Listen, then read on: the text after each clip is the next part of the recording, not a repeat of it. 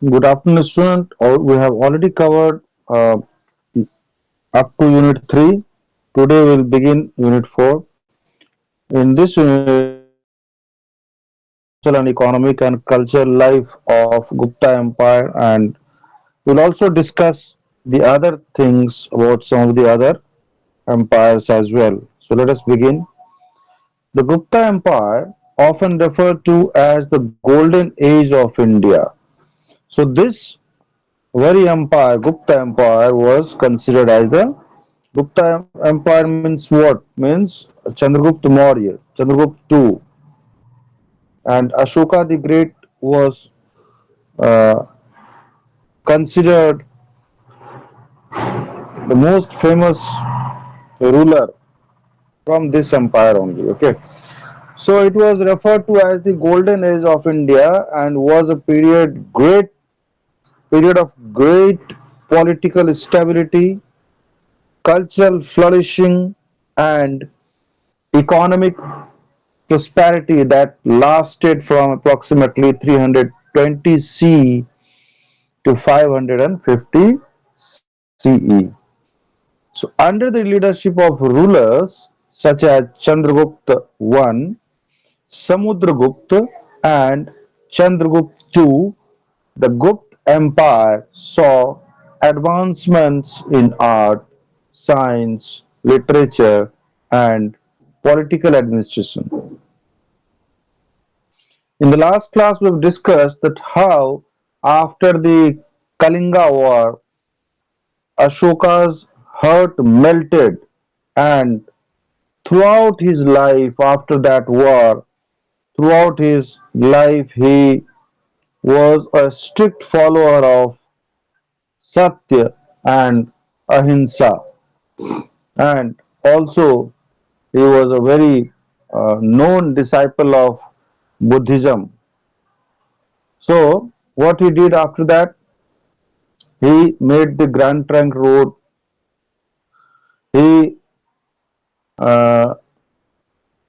उन्होंने जगह जगह पर पेड़ लगवाए, कुएं खुदवाए, धर्म सराय जिसको बोलते हैं हिंदी में, एक लोगों के ठहरने का जगह बनवाया.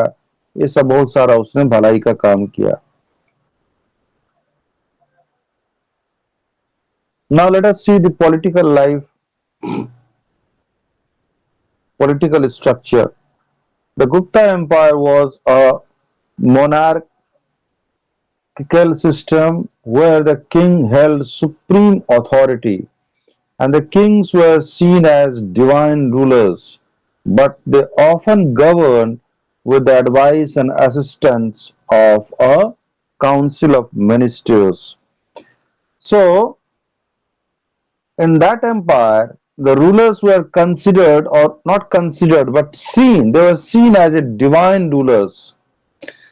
तो जब आप आपके राजा के प्रति इस तरह का हो कि डिवाइन मतलब क्या है? डिवाइन पावर मतलब अद्वितीय शक्ति, मतलब भगवान, भगवान ही रूल कर रहे हैं, इस तरह का श्रद्धा अगर अपने राजा के प्रति हो, तो मुझे लगता है राजा का भी कर्तव्य और जो एक भावना जो होता है अपनी प्रजा के प्रति, वो भी एक वैसा ही होगा जो कि डिवाइन रूलर्स, जब प्रजा उसको मान रही है भगवान, कि राजा हमारा भगवान है, तो राजा के मन में भी अपने प्रजा के लिए बहुत ही अच्छा भाव रहता होगा.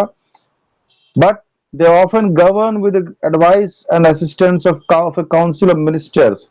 उसको जब भी किसी चीज का उनको एडवाइस या कुछ डिसीजन लेना होता था, तो they were always seeking the help of the council of ministers who were into the field. Field में जो जाते थे लोग अपने अपने जगह में, वहां से रिपोर्ट ला करके तब उनको राजा को बताते थे, और accordingly the rulers used to take decisions. Next is what? Centralized administration. The Gupta monarchs maintained a centralized political system. The king's authority extended to all regions of the empire, although some regions retained local rulers or governors who reported to the emperor. So the king's authority extended to all regions of the empire. पूरा reason में उसी का शासन था। परंतु कुछ कुछ local जगह में, लोकल बॉडीज में किसी किसी लोकल राजा का भी राज था, गवर्नर था। लोकल रूलर्स और governors who reported to the emperor, जो कि राजा को रिपोर्ट करते थे।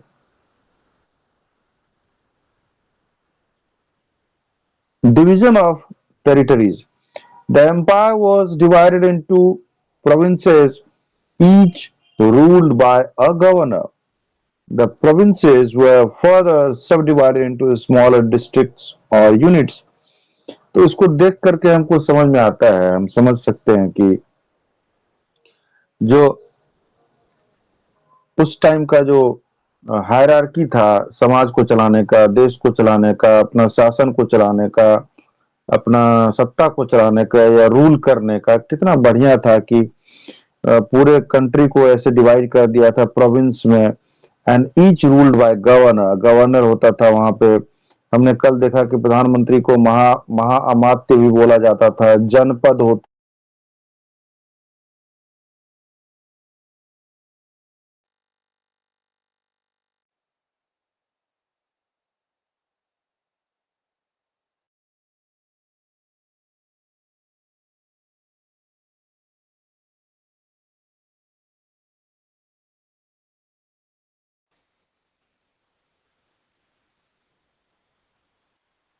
हाँ मैम, कहाँ दिख रहा है screen?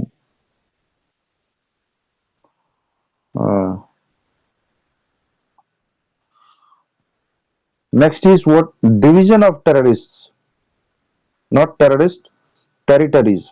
Terrorist is something else.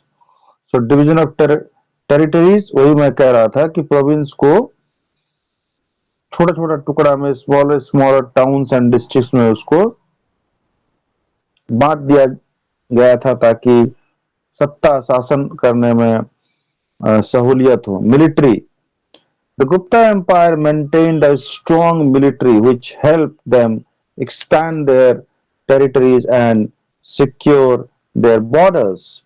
Samudragupta in particular is known for his military campaigns that extended the empire's territory across northern and central India. तो समुद्रगुप्ता जो विशेष तौर पर उनको जाना जाता है मिलिट्री को एक्सटेंड करने के लिए, और मिलिट्री के का इस्तेमाल करके एम्पायर को आगे बढ़ाने के लिए। और इसका जो मिलिट्री सिस्टम भी था, उसमें हाथी बहुत ज्यादा थे, घोड़े थे, फिर आर्मी का जो था पैदल सेना, वैसा सेना बहुत सारा था। इतना बड़ा रास्ता को, इतना बड़ा जगह को रूल करना आसान नहीं था, और बॉर्डर को सिक्योर करना आसान नहीं था, तो इसीलिए ये सब चीज करते थे वो लोग। Page 2। Next is what? Important rulers. So Gupta family का जो है, गुप्ता एम्पायर का कौन था? पहला था Chandragupta one, the founder of the Gupta empire. Chandragupta one ruled from around 320 CE, established the empire by uniting the various smaller kingdoms in northern India. तो establish the empire by uniting various smaller kingdoms। तो उस जमाने में जो various, जो छोटा छोटा जो राज्य था या राजा थे, उनको जीत करके, और चंद्रगुप्त वन ने क्या किया, उनको जीतते चले गए और जीत करके अपने राज्य में मिलाते चले गए, और अपना अपने अधीन करके उनको, अपना पराधीन करके, अधीन मतलब के पराधीन, अपने अधीन करके उसको उसके ऊपर रूल करने लग गए। इस तरह से बहुत बड़ा एम्पायर खड़ा कर लिया उसने। फिर next word Samudragupta, one of the greatest rulers of the Gupta empire. अब देखिए, ये भी थे वन ऑफ द ग्रेटेस्ट, इसके यहाँ जो भी हुआ सब ग्रेट ही हुआ है। Samudragupta ruled from 335 CE to 375 CE, is known for his military conquests and his patronage of the arts. So he is basically known for his military conquest. Conquest मतलब कि मिलिट्री के द्वारा शासन किया और उससे वो जीतता था, क्षेत्र को जीतता था। and his patronage of the arts. Now, Chandragupta II, who is also known as Vikramaditya, a renowned ruler, he expanded the empire further and promoted cultural and intellectual growth. And his reign is considered the zenith of Gupta power. जो Chandragupta to जो है, जो कि उसका time है 380 to 415 CE, और इनके मार्गदर्शन में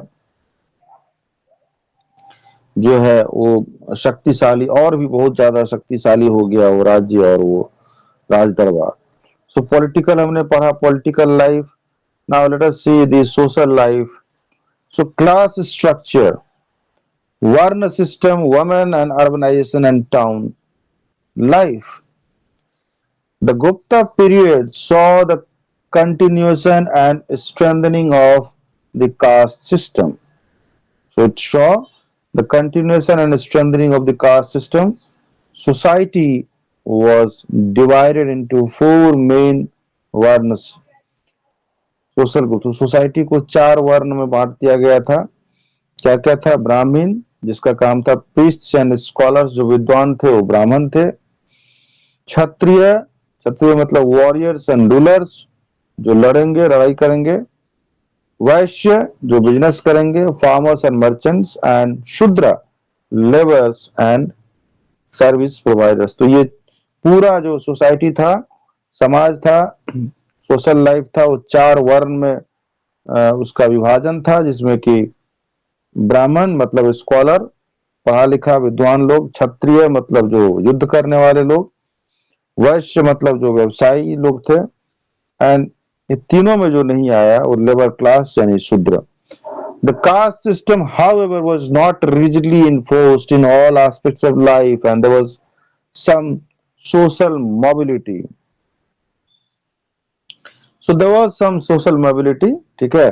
And women's status in the Gupta Empire was somewhat complex.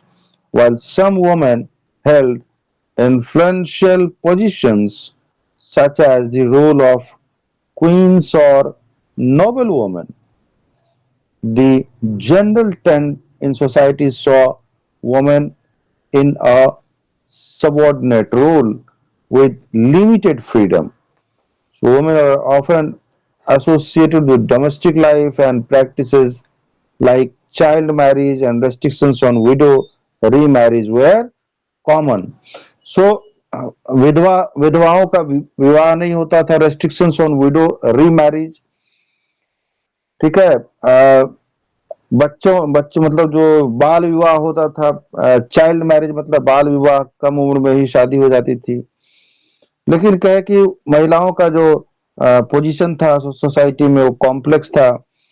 कुछ महिलाएं जो थी वो इन्फ्लुएंशियल थी, पावरफुल थी, जैसे कि रानियां हो गई, या फिर नोबल वुमेन, या कुछ उस प्रकार की जो महिलाएं थी बहुत ही पावरफुल थी.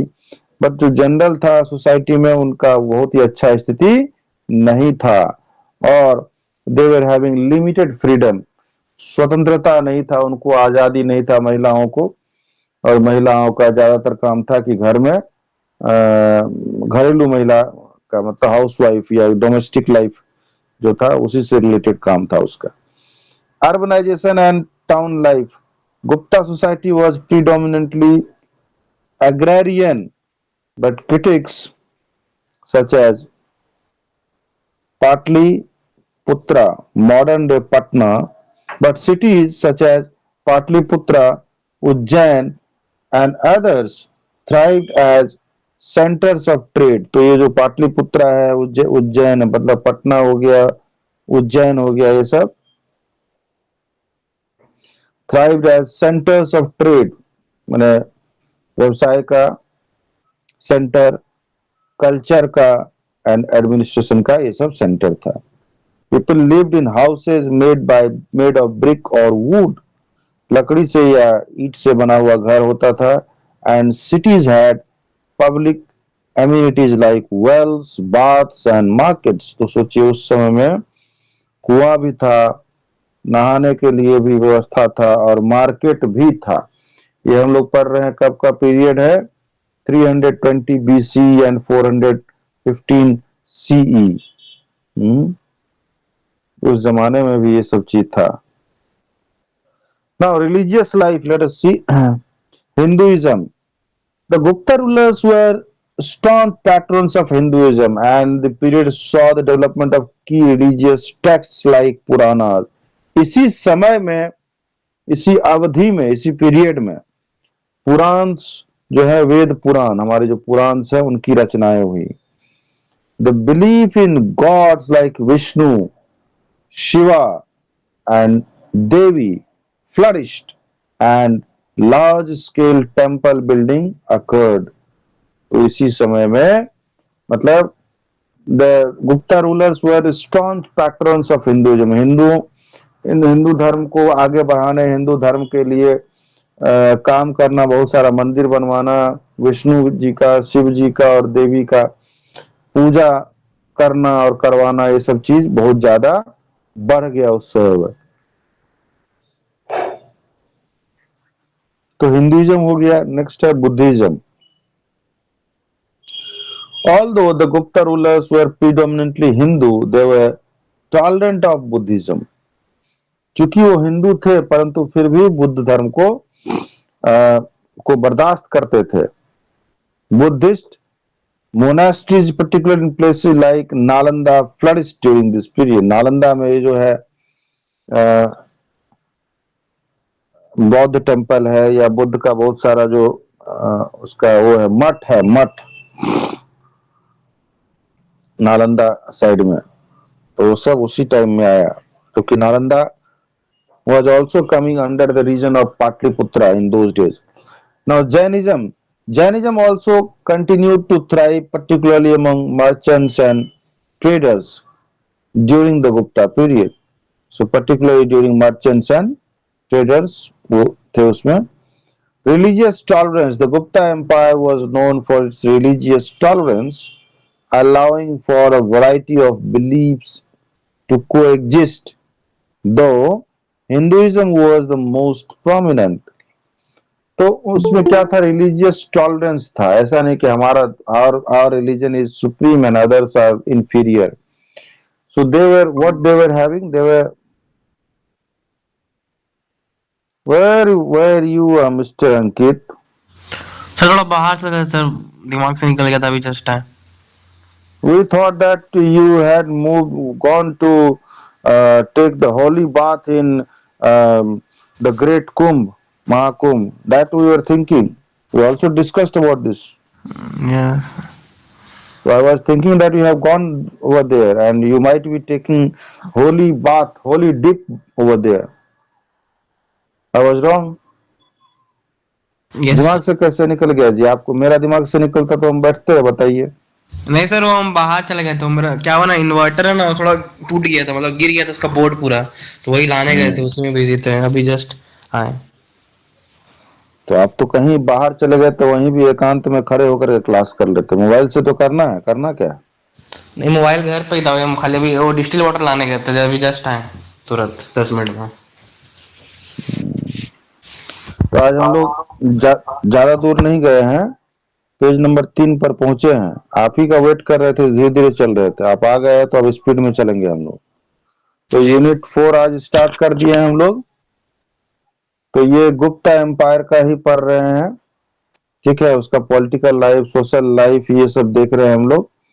तो अभी जो हम लोग पढ़ रहे हैं, रिलीजियस लाइफ देख रहे हैं। तो रिलीजियस लाइफ में क्या था, ऑल्दो इसी पीरियड में विष्णु, शिव और देवियों का बहुत ज्यादा मतलब क्या कहें, उनका फ्लरिश हुआ, मतलब हिंदू धर्म में इन सभी देवी देवताओं का मान बढ़ा, और मान बढ़ा इन द सेंस की प्रचार प्रसार हुआ, लोग ज्यादा से ज्यादा लोग जुटे। चूंकि वो लोग हिंदू थे और कट्टर हिंदू,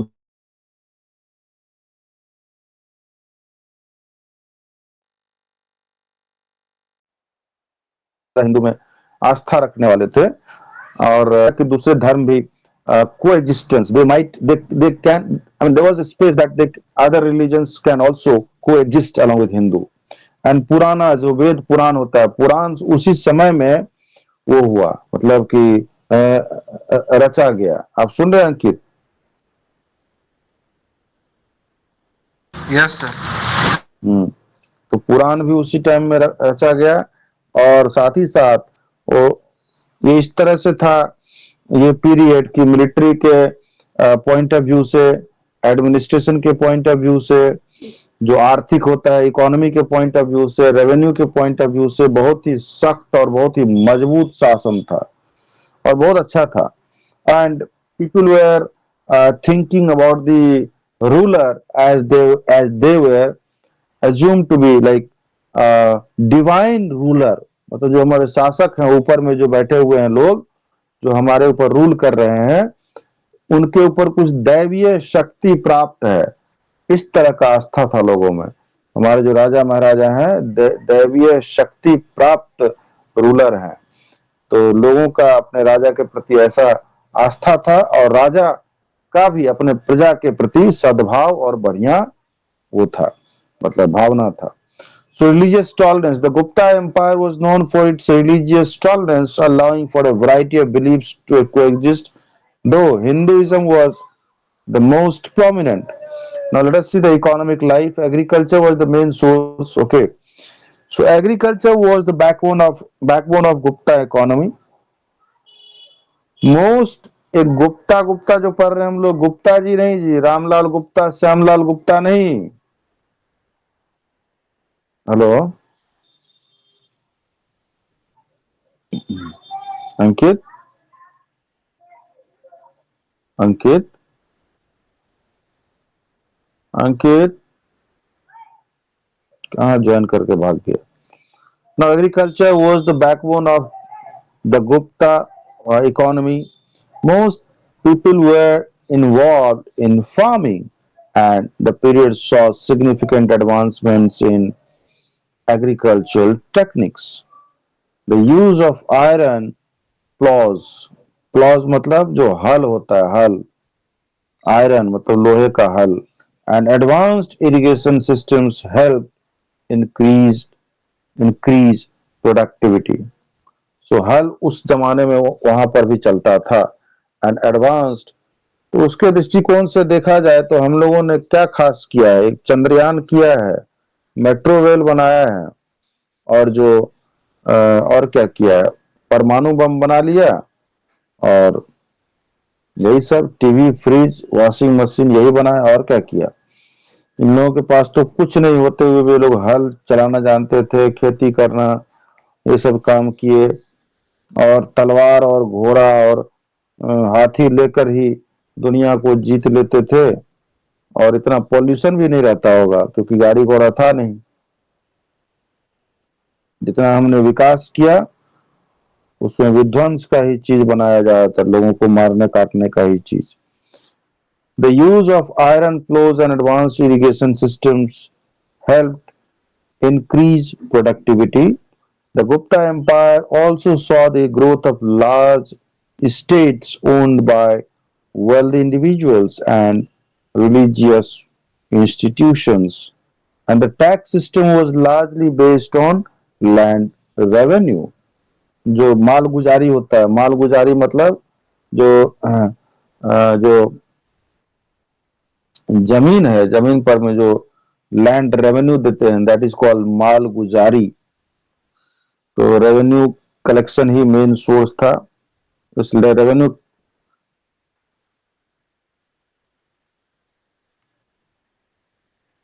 चूंकि खेती ही था मेन सोर्स ऑफ बिजनेस और या फार्मिंग, तो इसीलिए जो लैंड का रेवेन्यू है, लगान, वही था main source of revenue collection. The trade and commerce. The Gupta Empire was a key player in the trade networks of Asia. The empire's position on the trade routes linking the Mediterranean to Southeast Asia allowed for the exchange of goods like silk, spices and cotton. तो exchange करते थे वो लोग मसाला दे करके, क्योंकि India का मसाला बहुत famous होता था, और कॉटन भी था इसके पास में। हाँ, Asia allowed for exchange of goods like silk. तो उस टाइम में क्या था, सिल्क दे करके कुछ ले लेते थे, मसाला दे करके वहां से कुछ ले लेते थे, और कॉटन दे करके कुछ और खरीद लेते थे। It was almost similar to the barter system. But barter system में क्या है, जानवर दे करके ऐसा करते थे या कुछ चीज दे करके, लेकिन यहाँ पर कुछ मसाला या इस तरह से कॉटन सामान दे करके ही करते थे ऐसा। The Guptas engaged in both internal and external trade. Internal trade occurred along the pre-existence of extensive network of roads, and external trade flourished with regions like Persia, Roman Empire, and Southeast Asia and China. Coins क्या था जी यहाँ पर? The Gupta Empire is also known for its gold coins, especially those issued by Chandragupta II. तो gold coins चलते थे Chandragupta to के time पर, which displayed image of the ruler and various deities. deities मतलब देवी देवता। तो शासक और देवी देवता का उसमें फोटो रहता था, इमेज रहता था। And these coins were used in both domestic and international trade. और ये देखिए कि इंडिया का जो कॉइन था, मतलब इंडिया इंडिया ही था ना, तो इसके द्वारा जो चलाया गया, चंद्रगुप्त टू के द्वारा जो गोल्ड कॉइन्स था, उसका इंटरनेशनल ट्रेड में भी वैल्यू था। These coins where used in both domestic, domestic तो चलिए अपना देश में हुआ कोई बात नहीं, परंतु इंटरनेशनली भी, जैसे आज के डेट में euro and pound and dollar में होता है या रियाल में होता है, वैसे ही हमारा जो देश का गोल्ड कॉइन था वो इंटरनेशनल ट्रेड भी होता था। कहाँ से? चाइना से, साउथ ईस्ट एशिया से, रोमन एम्पायर से। Craftsmanship and industries, so this empire is also known for its craftsmanship in areas like textile weaving, metal working, pottery and stone carving. And artisans produced fine silk, बहुत ही अच्छा silk होता था, cotton and woolen fabrics, and the quality of, yes, silk. Ankit, you know from where do you get silk? How the silk sari is made? Where do you get from silk? No sir. Silk के बारे में नहीं जानते हो आप? Hello. No sir. Silk जो है ना, एक कीड़ा, कीड़ा का वेस्ट चीज है, कीड़ा। आप उसको पढ़िएगा कि हाउ सिल्क इज मेड, कीड़ा से निकलता है, समझे? आप पढ़िएगा। और इसके बारे में सबसे पहला आविष्कार किसने किया? चाइना ने किया था। तो वुलन फैब्रिक्स, ये सब, the quality of Indian cotton cloth was highly valued in both domestic and foreign markets. हमारा कॉटन का जो था कपड़ा, उसका विदेशी मार्केट में उस जमाने में भी वैल्यू था और आज भी है। The Gupta, next page, the Gupta period was also saw the emergence of advanced steel manufacturing techniques, and iron pillars such as the one Mehrauli in Delhi are testament to skill of Gupta metallurgy. देखिए उस जमाने में steel कैसे manufacture करना है, and iron, लोहा का pillar कैसे खड़ा करना है, ये भी क्योंकि मेहरौली दिल्ली में है, ये भी एक कितना मैंने दिमाग था उन लोग के पास में।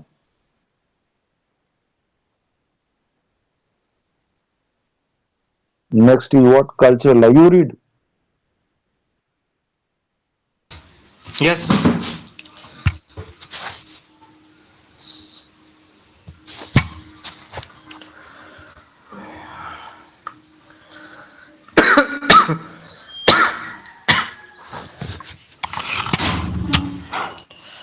Cultural life, literature. The Gupta period is famous for its achievement in literature. Sanskrit literature flourished with renewed. आराम से, आराम से पढ़ो ताकि समझ में आए। यहाँ पढ़ने का मतलब पढ़ देना नहीं, पढ़ने का मतलब समझ के पढ़ना। पढ़िए।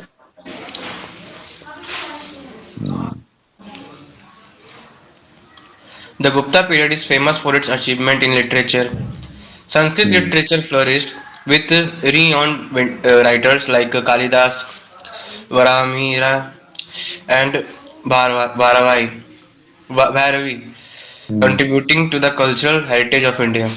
Kalidas hmm, is perhaps the most celebrated poet and playwright of the Gupta period, with works such as Shakuntala and Meghadutam. Meghaduta.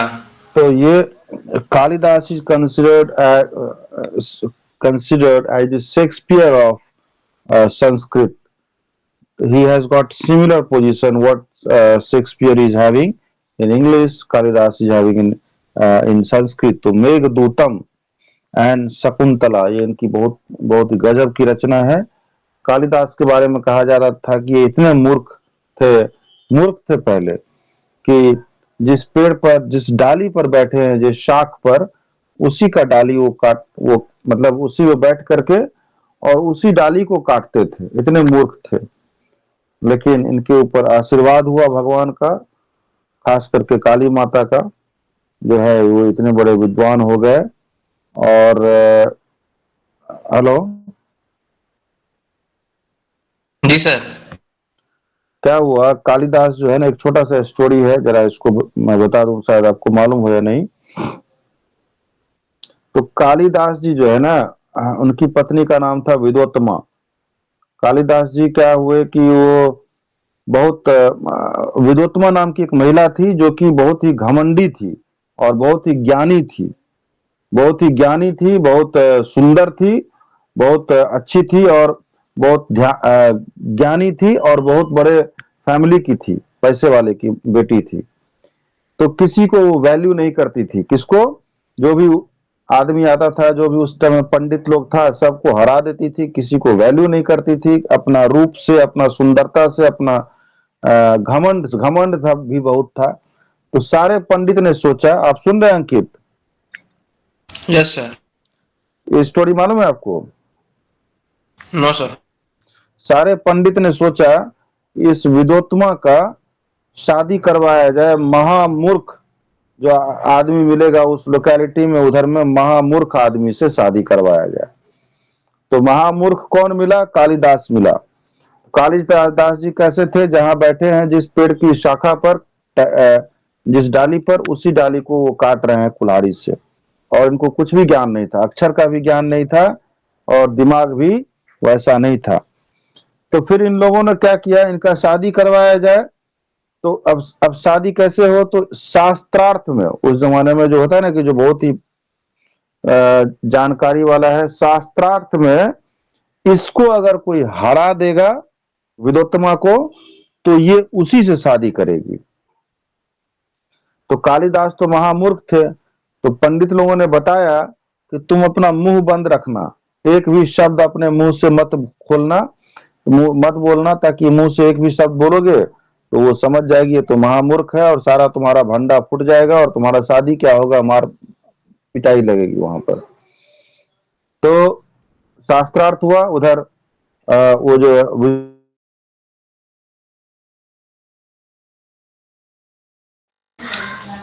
आवाज गया सर.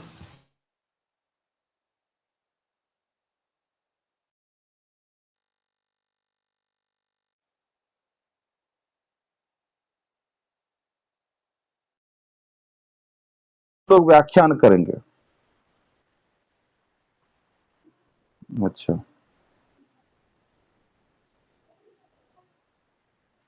कहां तक सुने अंकित?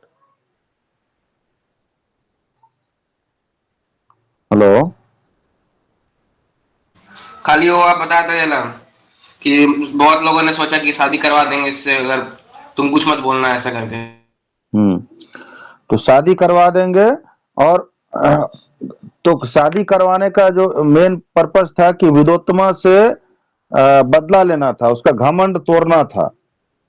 तो शादी किससे करवाना था? मूर्ख आदमी से. तो मूर्ख आदमी कौन मिले? कालिदास मिले. आप सुन रहे हैं कि नहीं सुन रहे हैं? हाँ सर. तो सुन रहे तो बीच में हाँ हूं कुछ बोलिएगा, लगता है कि अब ऐसे बोल रहे कोई सुन ही नहीं रहा है. तो फिर शास्त्रार्थ करवाया गया. पंडित जी ने कहा इनको कि अपना मुंह बंद रखना, इशारे में बात करना, नहीं तो मुंह खोलोगे तो तुम्हारा भेद खुल जाएगा. तो कालिदास बैठे थे यहाँ पर इस साइड में, और उस साइड बैठी थी वो महिला विद्वत्मा बैठी थी। तो विद्वत्मा ने एक हाथ दिखाया, ठीक है, तो कालिदास जी ने दोनों हाथ दिखाया। जी तो सर। तो उधर से, तो उसने जो हाथ दिखाया, तो ये कालिदास ने क्या समझा कि ये मुक्का मारने के लिए हाथ दिखा रही है, ठीक है। तो इसने सोचा कालिदास ने कि तुम एक मुक्का दोगी तो मैं तुमको दो मुक्का मारूंगा। जबकि उसका मतलब था कि इस, ठीक है।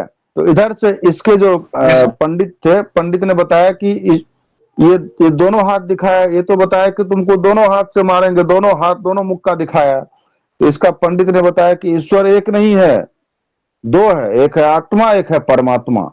इस तरह से इसका व्याख्यान किया। तो एक पॉइंट में तो हार गई वो। और भी चला इस तरह से बहुत सारा चीज। तो एक आंख ऐसे करके दोनों उंगली दिखाया, तो ये सोचा कि कालिदास सोचा कि वो मेरा आंख निकाल लेगी। तो इधर से ये भी इस तरह से हुआ, फिर जाकर के वो हार गई और उसको शादी करा दिया गया। जब शादी करने के बाद वो गया घर, पत्नी के साथ गया, तो पत्नी को मालूम चला कि तो महामूर्ख से शादी हो गया मेरा। माथा पीटने लगी, उसको धिक्कारी, धिक्कार करके घर से भगा दी। फिर जाकर के तपस्या किया और जाकर के इतना बड़ा, इतना महान विद्वान बना कि पत्नी आकर के पैर में गिरी कि देखो कितना महान खजाना वाला आदमी है, विद्वान आदमी, और ये मेघदूतम और शकुंतलम का रचना किया। नेक्स्ट है कौन? Aryabhata, an astronomer and mathematician who flourished during the Gupta period, and his work on the solar system and the calculation of pi was groundbreaking. Math में पाई स्क्वायर पढ़े हो? पाई पाई यस सर।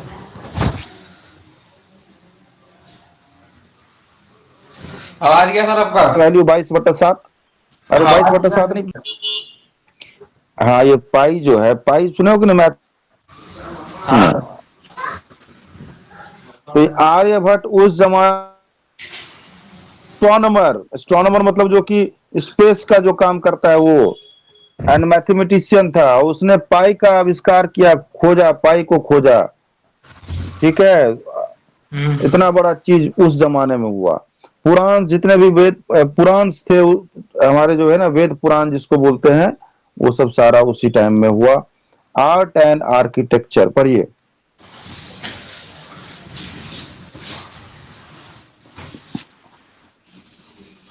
पढ़िए पढ़िए।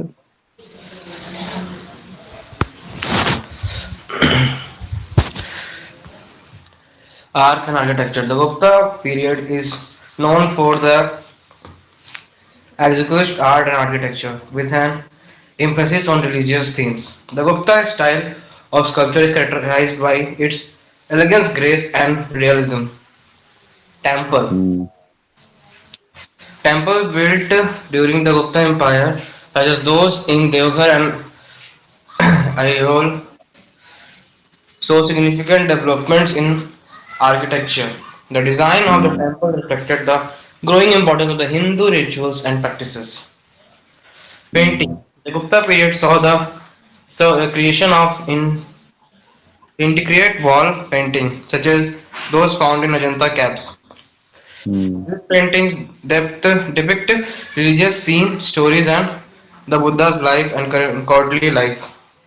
कॉटली लाइफ मतलब? नहीं मालूम sir. Buddha's life and godly life. Godly life मतलब कि जो राज दरबार होता है, राज कोट मतलब कोट माने आंगन होता है, लेकिन यहाँ पे आंगन नहीं होगा, इसका भी नहीं होगा। जो राज दरबार, जो राजघराना है, उसका जो दरबार सजता है, दरबार जो लगता है ना, जिसमें मंत्री राजा वो लोग बैठते हैं, उस टाइप का चीज। Science and mathematics. The Gupta Empire saw significant advancement in science and mathematics.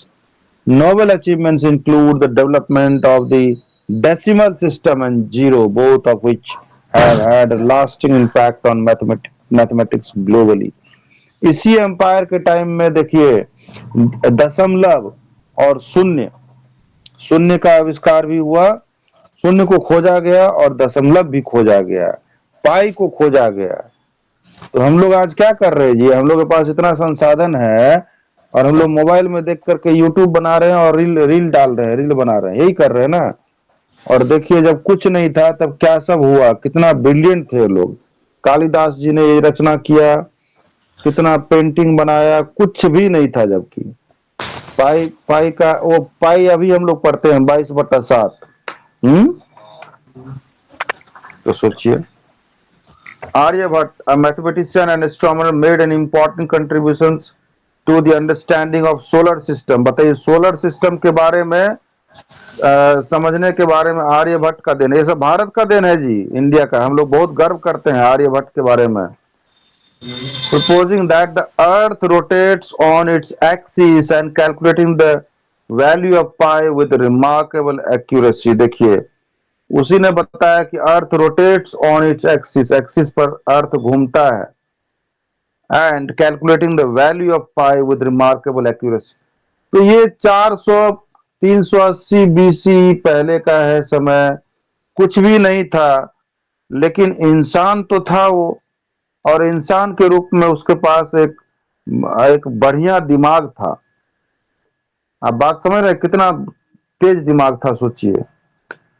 The Gupta period was also marked by advancement in medicine, with scholars like Charak Samhita and Susruta making significant strides in surgery, anatomy and pharmacology.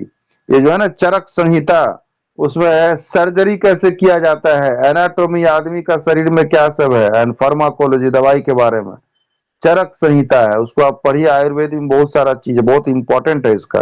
तो कितना develop था दी हम लोगों का country, सोचिए। ये सब पढ़ने से लगता है, लेकिन हम लोगों ने उस बाद में जाकर के भ्रष्ट हो गए, हम नकल करने लगे बाहरी लोगों का। और आयुर्वेद किसका है, इंडिया का है, किसी बाहरी का नहीं है, हम लोगों का अपना खुद का है। Conclusion: The Gupta Empire represents a golden era in Indian history, marked by political stability, cultural richness and economic prosperity. Its contributions to literature, science, art and religion have had a lasting impact not only on India but world.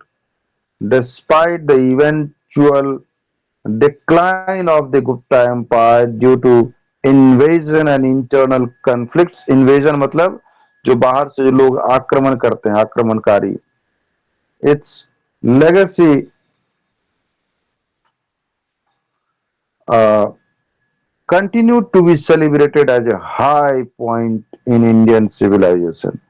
भले ही उसका empire जो है ध्वस्त होने लगा या कम होने लगा या उसका प्रभाव कम होने या डिक्लाइन होने लगा, परंतु ये सब जो चीज है, मैथ्स का आविष्कार, सर्जरी के बारे में जानते थे वो लोग, चरक संहिता, आर्यभट्ट ने जो बताया सोलर सिस्टम की, it rotates on the axis of axis and calculating the pi का जो वैल्यू बताया, zero system, science and technology, हाँ कितना बड़ा बड़ा चीज किया बताइए।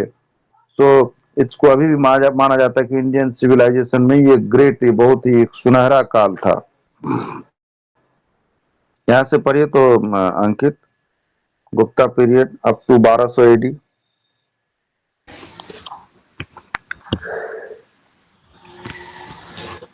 The Gupta period, generally spanning from around 320 CE to 550 CE, is often referred to as the Golden Age in Indian history.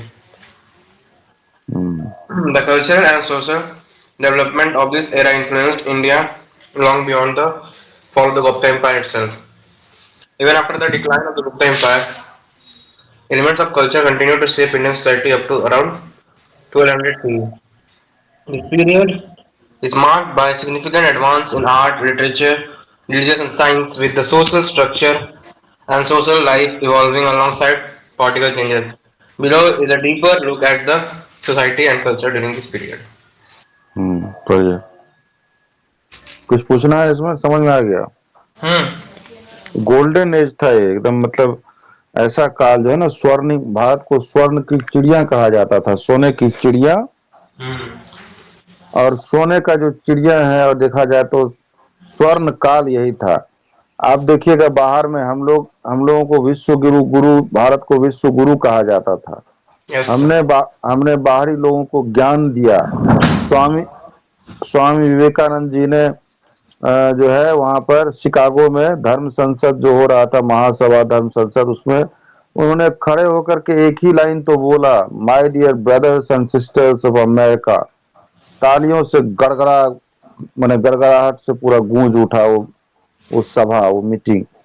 तो या हमारे यहाँ जो भी एक से एक मुनि साधु या बड़े बड़े लोग हुए हैं, आयुर्वेदाचार्य हुए हैं, तो दुनिया अभी भारत की तरफ ही देख रही है कि भाई हम लोग तो बहुत उपभोग कर लिए, भोग कर लिए, लेकिन भारत में भी अभी क्या है, लोग बाहर जा जा के सीख, जैसे क्या है, गांव गांव का आदमी है, वो सीधा साधा है, शहर आकर के बुराई सीख लेता है। उसी तरह से हम लोग भी बाहर जा करके बुराई सीखने का कोशिश करते हैं या उसको नकल करते हैं। ऐसा नहीं करना चाहिए। आपके पास जो ओरिजिनल चीज है ना, आप देखिए, हम लोग बोलते हैं कि नॉन वेज नहीं खाना चाहिए। आजकल एक सिस्टम चला हुआ है, एक होता है वेज, एक होता है नॉन वेज, एक होता है vegan. Vegan means what? You are neither eating the animal nor eating the animal's product. That is vegan. That concept is going on. So world is looking towards us. Go ahead.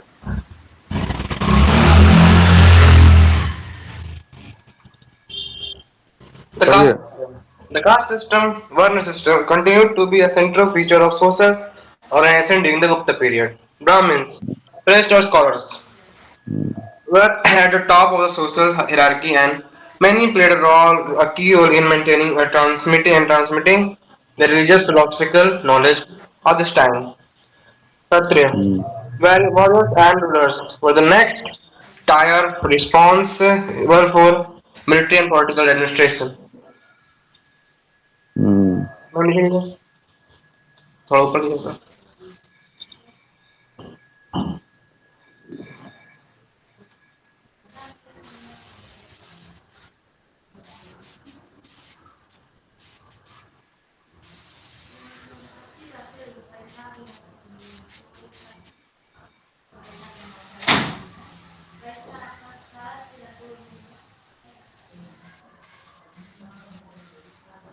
पढ़िए। Vaisya, merchant and farmers were primarily engaged in trade, agriculture and commerce. The Gupta Empire saw economic prosperity due to activities of Vaisya. Sudra, laborers and servants, were at the bottom of the social hierarchy, often serving the other three worlds. क्या है? तो जाति। इसमें से आप अपने आप को कहाँ पर रखते हैं?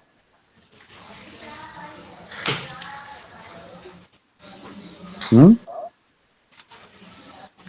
अभी सर अभी स्टूडेंट कहीं है। नहीं। इससे तो अभी गुरु स्टूडेंट को तो कहीं जगह ही नहीं है इसमें। अभी सर हम हाँ। तीनों तीनों हैं सर तीनों तीनों काम करते हैं। हम्म, चलिए आगे पढ़िए। जतिश सिस्टम हो गया। अब आवाज काट रहा आपको सर। कास्ट में भी सब कास्ट आ गया। सब कास्ट सब जतिश। caste jatis. By this time, the Varna system had become more complex with the emergence of jatis or subcastes, which reflected regional and occupational variations in society. And these jatis were not rigidly defined but became important in organizing social life. Role of women. Patriarchal society. The Gupta period continued to witness a patriarchal social structure, with women being largely confined to domestic roles, although women could hold property and enjoy certain rights. Their primary responsibility was to the household. तो महिलाएं जो थी, उनका जो जो main role था, वो domestic घरेलू कामों के लिए ही था। और चूंकि उसके पास प्रॉपर्टी हुआ करता था, प्रॉपर्टी भी था, उसके बावजूद भी and enjoy certain rights, their primary responsibility was to be household. मतलब प्रॉपर्टी राइट्स होने के बावजूद भी घरेलू काम या घरेलू महिलाएं ही हुआ करती थी। Marriage and family, marriages were typically arranged, love marriage नहीं होता था उस जमाने में, भाग जाता होगा लेकिन समाज उसको स्वीकार नहीं करता था। तो marriages were typically arranged and women were expected to marry early. बाल विवाह बहुत ज्यादा प्रचलन में था, बाल विवाह, बहुत छोटे बच्चे में शादी हो जाना।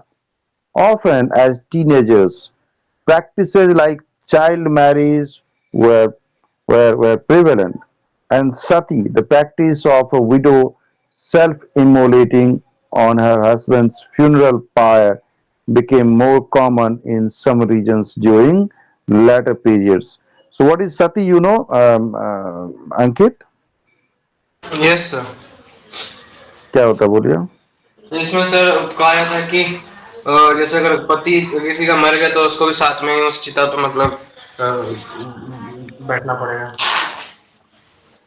खाली बैठना पड़ेगा, वहां बैठ करके साथ जिंदा में रहना रहेगा? पड़ेगा, साथ में रहना पड़ेगा।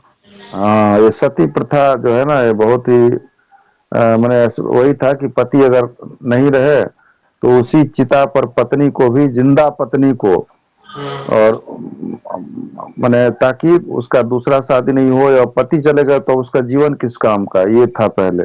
became more common in some regions during later periods, बाद के समय में ये बहुत ज्यादा था। Education, women's education was restricted, क्या पूछ रहे थे? कुछ नहीं। Mainly to religious texts and domestic skills. However, some women, particularly in noble families, were educated in literature and arts. महिलाओं को जो है ना, मतलब धार्मिक पुस्तक पढ़ने का था और घरेलू काम को बढ़ाने का था, वैसा वाला पढ़ाई था।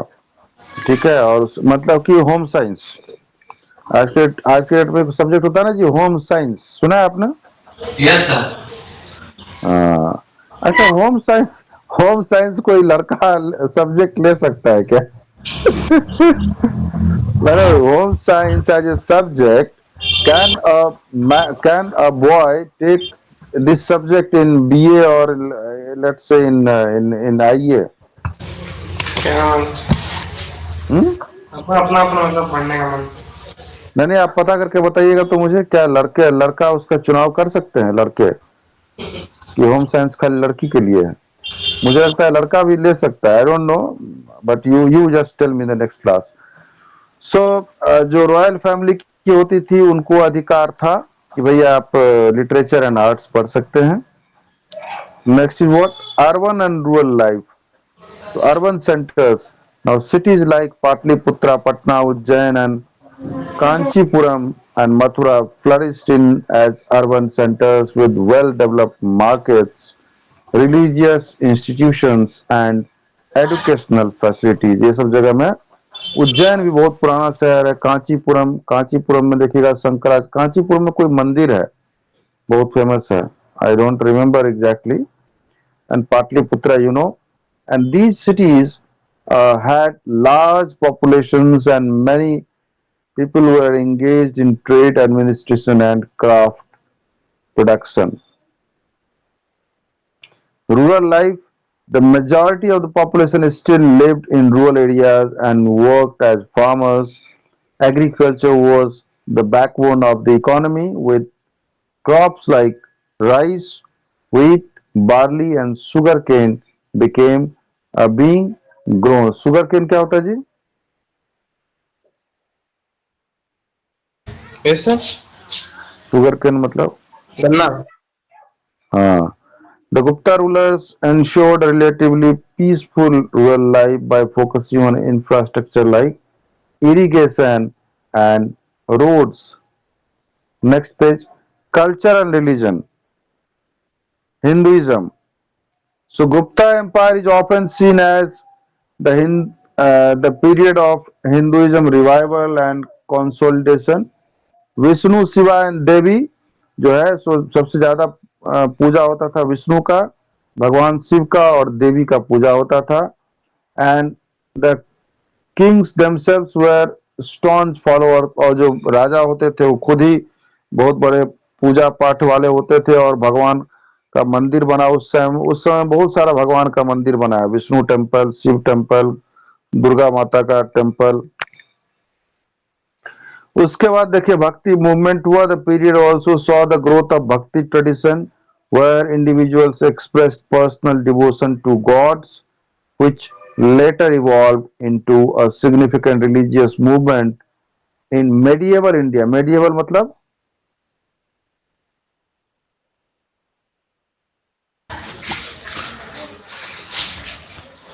अंकित, medieval मतलब क्या होता है? medieval India. बीच का मतलब जब बीच का भारत मतलब बीच में मतलब इतिहास मतलब बीच का इतिहास जैसे गुप्ता एम्पायर जैसे बुद्धिज्म बना हो गया मेडिवल। मध्यकालीन भारत, ठीक है। Buddhism. Although Hinduism became the dominant religion, Buddhism remained an important part of Indian culture, particularly in the east and north.